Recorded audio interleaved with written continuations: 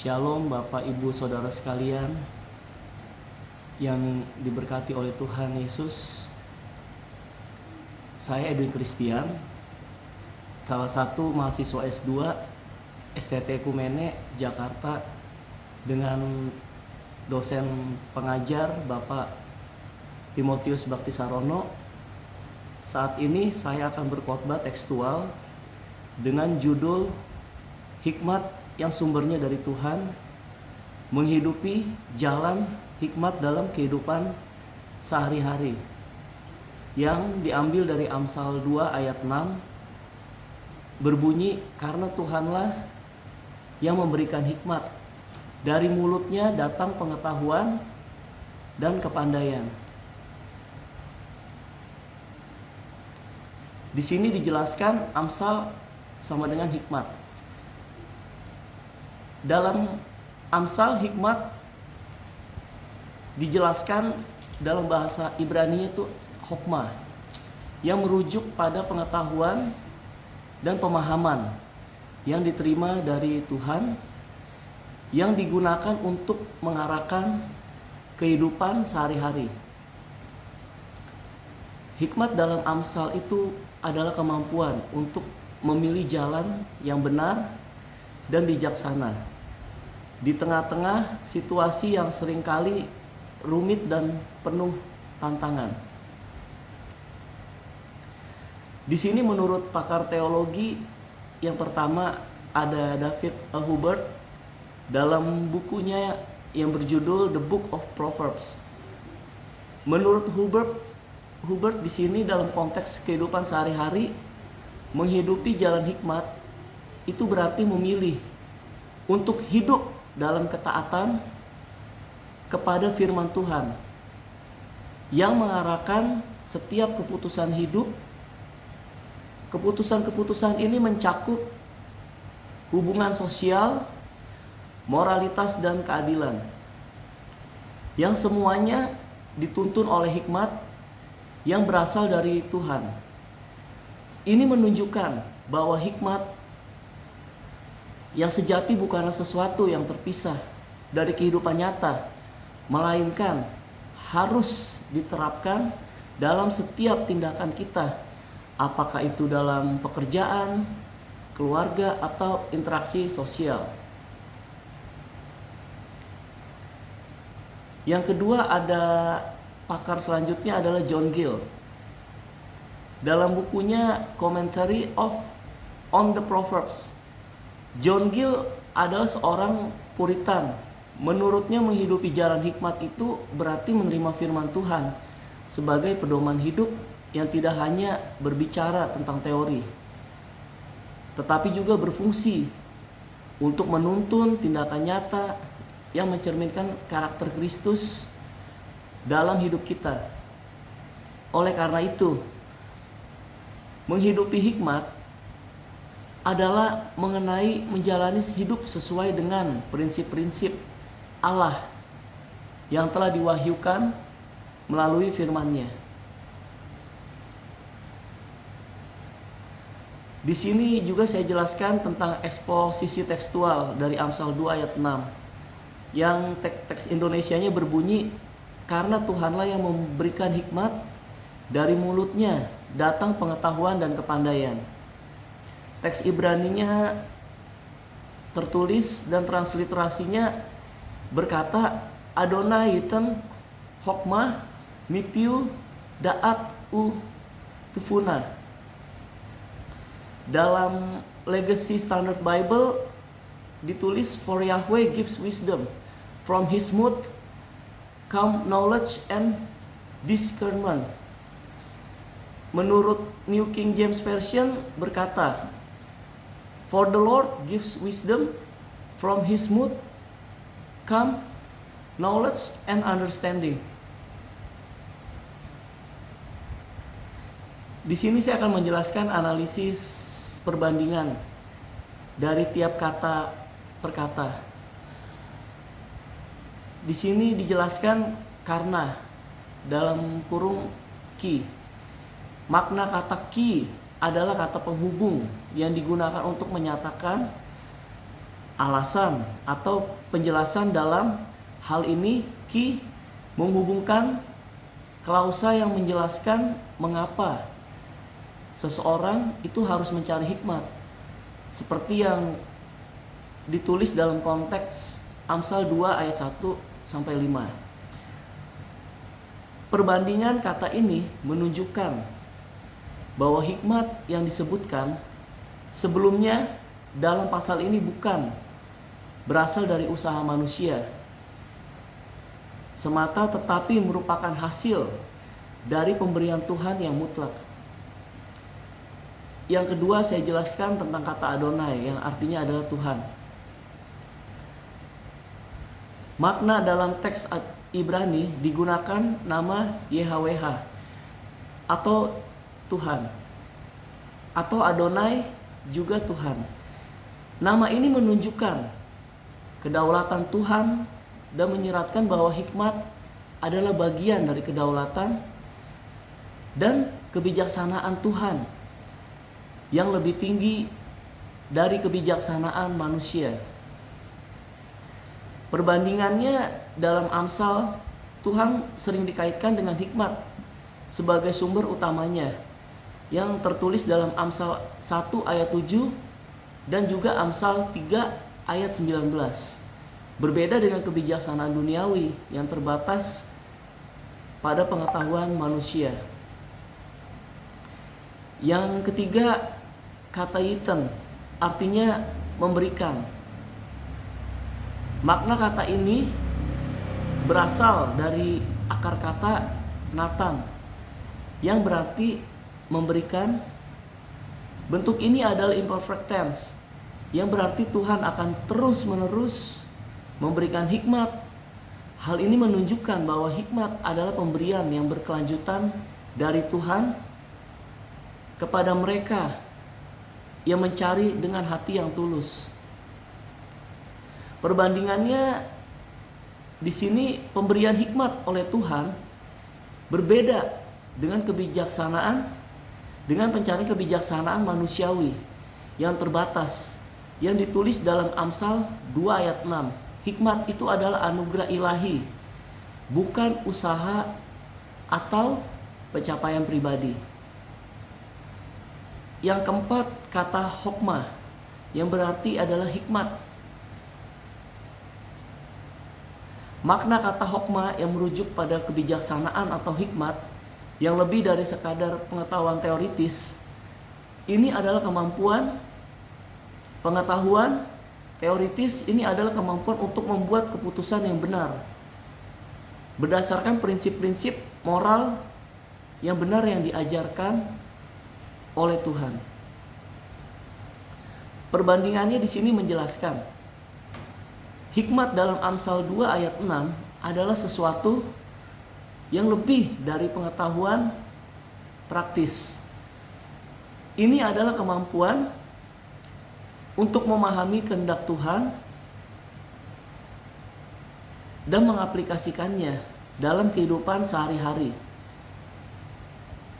Dalam konteks ini, hikmat itu bukan hanya terkait dengan keterampilan duniawi, tetapi juga kebenaran ilahi. Kata yang kelima adalah mipio, artinya dari mulutnya. Makna yang berarti kata ini berasal dari akar kata mulut atau perkataan. Mipio secara harfiah berasal dari mulutnya yang merujuk kepada firman Tuhan yang keluar dari mulut Tuhan sendiri. Ini menunjukkan bahwa hikmat dan pengetahuan diberikan melalui wahyu ilahi yang terungkap melalui firman Tuhan, baik yang tertulis maupun yang diucapkan oleh nabi-nabi.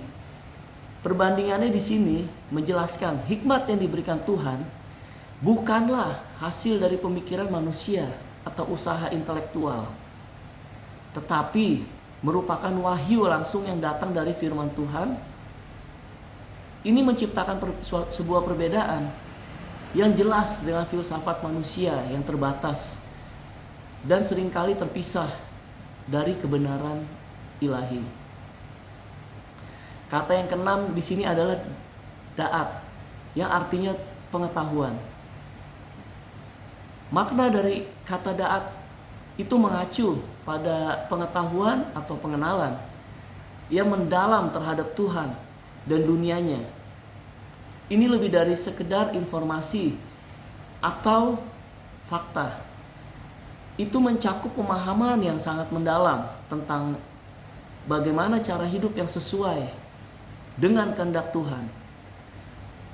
Perbandingannya di sini menjelaskan berbeda dengan pengetahuan duniawi pastinya, yang dapat dicapai mungkin dengan melalui studi dan pengalaman. Da'at dalam konteks ini adalah pengetahuan yang berasal dari Tuhan dan mengarah pada kehidupan yang benar. Dalam Amsal, pengetahuan ini sering dipasangkan dengan kebijaksanaan atau hokmah dan pengertian tefuna sebagai bagian dari kehidupan yang penuh hikmat. Kata yang ketujuh adalah tefuna, yang artinya dan pengertian. Makna kata tefuna berasal dari kata bana, yang berarti membangun atau memahami. Tefuna mengarah pada pemahaman atau keterampilan untuk mengerti dan menerapkan pengetahuan dengan bijaksana. Ini lebih menekankan pada pemahaman praktis yang membantu seseorang untuk memahami dan mengaplikasikan hikmat dalam situasi dalam kehidupan nyata. Perbandingannya di sini menjelaskan sebagai pasangan dari kata da'at atau pengetahuan. Tefuna melengkapi dengan keterampilan atau kemampuan untuk menerapkan pengetahuan tersebut. Ini menunjukkan bahwa hikmat Tuhan itu tidak hanya memberikan pengetahuan, tetapi juga kemampuan untuk menggunakan pengetahuan itu dengan benar dalam kehidupan sehari-hari. Di sini saya juga akan menjelaskan makna teologis dalam teks Amsal 2 ayat 6 yang saya jelaskan. Yang pertama adalah Tuhan itu adalah sumber utama dari segala kebijaksanaan hikmat. Yang kedua, firman Tuhan itu adalah sebagai sumber pengetahuan dan pengertian. Yang ketiga, kebijaksanaan sebagai pemberian dari Tuhan. Tuhan berkomunikasi. Yang keempat, Tuhan berkomunikasi dengan umatnya melalui firman-Nya. Yang kelima, kebijaksanaan yang menuntun umat Tuhan ke jalan yang benar. Di sini juga saya akan menjelaskan tentang kitab-kitab yang berkaitan dengan hikmat yang diambil dari Amsal 2 ayat 6. Yang pertama itu adalah saya ambil dari Yesaya 11 ayat 2, yang korelasinya dalam Yesaya 11 ayat 2 ini kita melihat, di sini kita melihat deskripsi tentang Roh Tuhan yang memberikan kebijaksanaan dan pengertian. Ayat ini berhubungan dengan Amsal 2 ayat 6 karena mengajarkan bahwa kebijaksanaan itu, pengertian dan pengetahuan tidak hanya diberikan oleh Tuhan, tetapi juga merupakan buah dari Roh-Nya dalam kehidupan kita. Yang tadi itu saya ambil dari Perjanjian Lama. Yang kedua pun saya ambil dari Perjanjian Lama juga. Dari Amsal 9 ayat 10. Yang korelasinya berbunyi, Amsal 9 ayat 10 mengulangi gagasan yang ditemukan dalam Amsal 1 ayat 7. Dan Amsal 2 ayat 6, bahwa kebijaksanaan datang dari Tuhan, dan bahwa memulai dengan pastinya takut akan Tuhan adalah langkah pertama menuju memperoleh pengetahuan dan pengertian sejati. Menghormati Tuhan adalah dasar dari segala kebijaksanaan dan pemahaman. Ayat yang ketiga saya ambil dari Perjanjian Baru. Di Ibrani 5 ayat 14. Korelasinya dalam Ibrani 5 ayat 14, kita melihat bahwa kebijaksanaan dan pengertian itu datang dengan pelatihan dan pengalaman.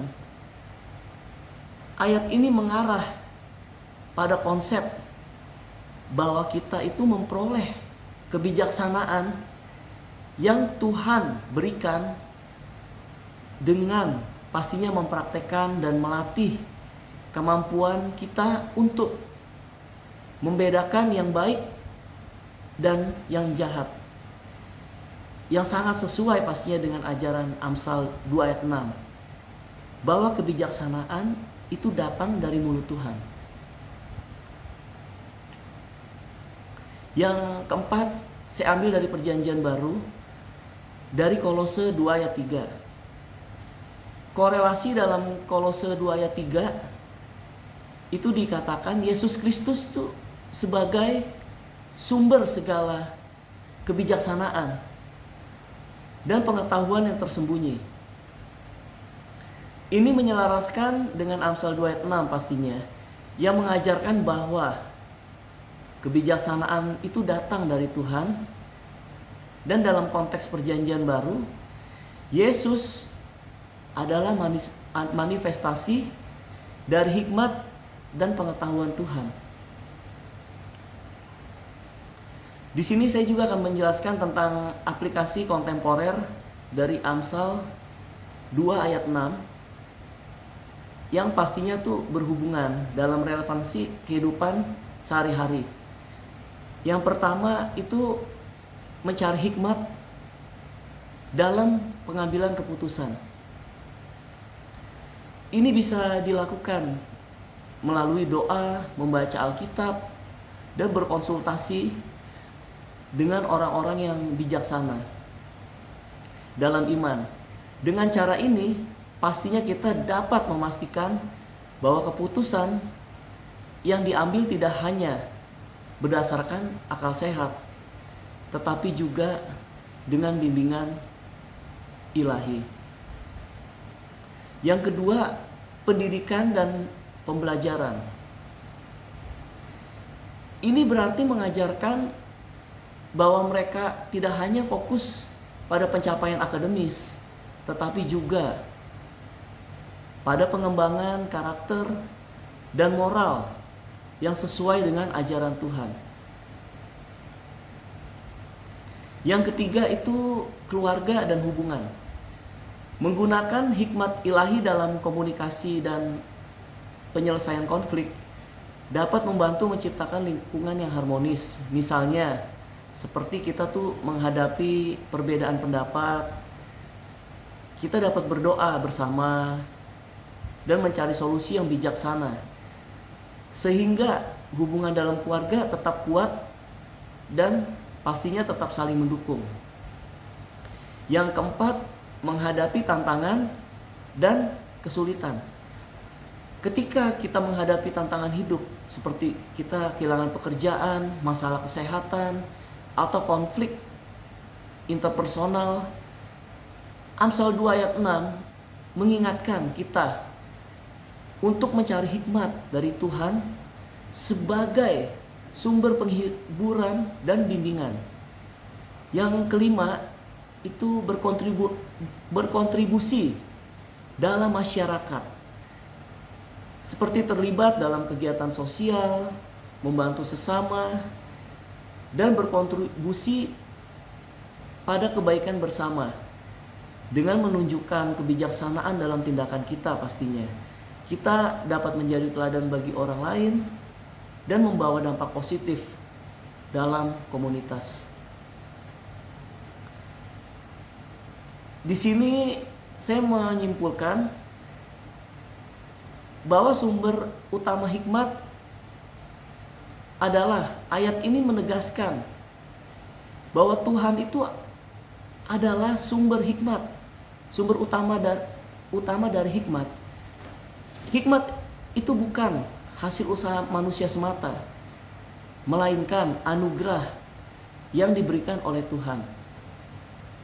Yang kedua itu hikmat sebagai anugerah.